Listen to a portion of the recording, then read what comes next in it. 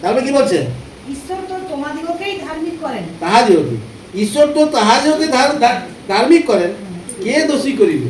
তাহলে পরমেশ্বর পিতা আমাদেরকে ধার্মিক করে দিচ্ছেন। আমার সন্তান, এরাই আমার ধর্ম সন্তান, এরাই আমার সত্য, এরাই আমার সত্যবাদী, এরাই আমার পুত্র। তো আমাদের কে ক্ষতি করবে? কে আমাদেরকে অধার্মিক করবে? পারবে কেউ করতে? কেন না, ঈশ্বর আমার মনোনীত, ঈশ্বর আমাকে মনোনীত করেছেন। আমার যত, তবে আমরা শাস্তি পাইনি নয়, পাই। সেটা কি কারণের জন্য? আমাদের জন্য।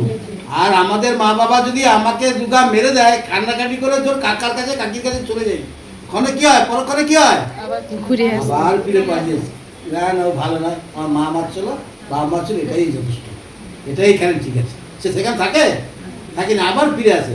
সেই জন্য পরমেশ্বর পিতা আমাদের অপরাধের অন্যায়ের জন্য হয়তো তিনি শাস্তি দেন, কিন্তু আমাদেরকে ত্যাগ করেন না তিনি। শাস্তি, খ্রিস্ট যিশু তো মরিলেন, বরং উত্থাপিত হলেন। খ্রিস্ট যিশু তো মারা গেলেন এবং পুনরায় উত্থাপিত হয়েছেন। উত্থাপিত হয়ে কি করেছেন? পরমেশ্বর পিতা ডান হস্তে যা বসে আছে, ডান পাশে বসে আছে। কি কারণের জন্য? না আমাদের জন্য অনুরোধ করতেছেন পিতার কাছে, আমাদের পক্ষে অনুরোধ করিতেছেন। খ্রিস্টের প্রেম হইতে কে আমাদেরকে পৃথক করিবে? আমরা দোষ করছি তো আমাদের জন্য খ্রিস্ট আবার আমাদের জন্য প্রার্থনা জানাচ্ছে, পরমেশ্বর পিতাকে যেটা দেওয়া হোক, ওটা তাকে দেওয়া হোক।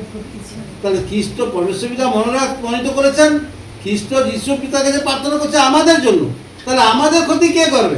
তো আমরা ভাবি আমাদেরকে মরে গেলে পুরাবিনি, আমার একটা হবে নি, আমার সেটা হবে নি, এগুলো আমরা সব মনে মনে ভাবি।